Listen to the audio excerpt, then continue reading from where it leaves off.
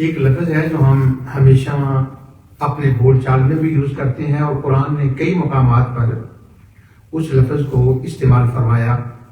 اور جس سورت کی میں نے تلاوت کی ہے، سورت کے اندر اللہ تعالیٰ نے 2 بار اسی لفظ کا استعمال فرمایا، اور اس کا مطلب ہے کہ استقامت. اور استقامت کے لفظ کو ذرا کھولیں عام لوگوں کے لیے تو اس کا مطلب ہوتا ہے کہ ڈگمگانا نہیں، ہلنا جلنا نہیں، جم جانا. اور سٹرانگلی جو ایک رائٹ ڈیسیجن لیا ہے، اس رائٹ ڈیسیجن کے اوپر سٹرانگلی کھڑا ہونا. اور اگر اس کھڑا ہونے کے لیے جو سٹرانگ اور رائٹ ڈیسیجن ہے لیا گیا ہے، اگر کوئی اس رستے میں تھوڑی بہت تکلیف آئے تو اس تکلیف کو خندہ پیشانی سے قبول کرنا، اور اس تکلیف کی وجہ سے اس کو چھوڑ نہ دینا. کوئی کام بھی ہے جب ہم وہ کام کرتے ہیں تو اس کی کچھ نہ کچھ کنسیکوینسی تکلیف کی تو ہوتی ہی ہے، کوئی کام بھی ہو. تو آیہ کریمہ کا مطلب یہ ہے کہ اس زمانے کے اعتبار سے کہ اللہ تعالیٰ فرماتا ہے کہ مکہ مکرمہ کے اندر، عرب کے اندر یہ بات کہنی کہ ہمارا رب صرف اللہ ہے،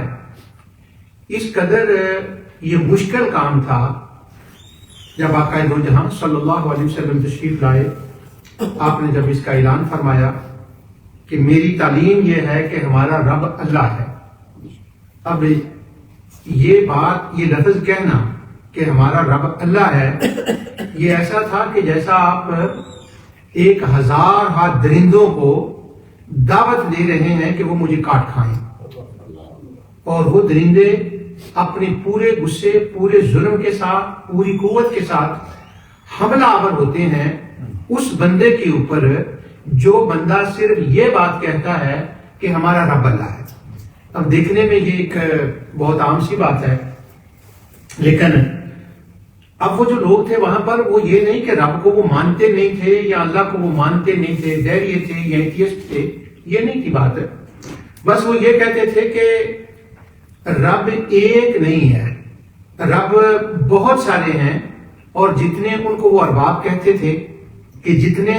رب، بہت سارے رب ہیں، اور 360 رب تو انہوں نے کعبے کے اندر بنا رکھے تھے. اب جب 360 رب کعبے کے اندر ارباب موجود ہوں تو وہاں کوئی لڑکا یا لڑکی یہ کہے کہ ربنا اللہ، ہمارا رب صرف اللہ ہے، تو اس کا مطلب آٹومیٹک یہ نکلتا تھا کہ یہ جو 360 تم نے رب بنائے ہیں نا، یہ سب جھوٹے ہیں. اگرچہ وہ لفظاً یہ لفظ نہیں کہتا کہ یہ سارے غلط ہیں، مگر رب اللہ کا مطلب جو ہے نا وہ یہی ہے کہ رب کوئی ہے ہی نہیں، بس رب جو ہے، جو اللہ ہے وہی رب ہے، اور جو رب ہے وہی اللہ ہے. اب اس کے اوپر ان کے اوپر ایک تکالیف کا سامنا کرنا پڑتا. تو اللہ تعالیٰ فرماتا ہے ثم استقاموا، جب انہوں نے یہ کہا کہ رب ہمارا اللہ ہے، پھر اس کے اوپر انہوں نے استقامت اختیار کی، یعنی وہ پھسلے نہیں، ڈٹے رہے، اور حالات کا انہوں نے فیس کا مقابلہ کیا، اور اتنے وہ اس کے اوپر جمے رہے کہ ہمارا رب اللہ ہے. ایک بار حضور کے کہنے پر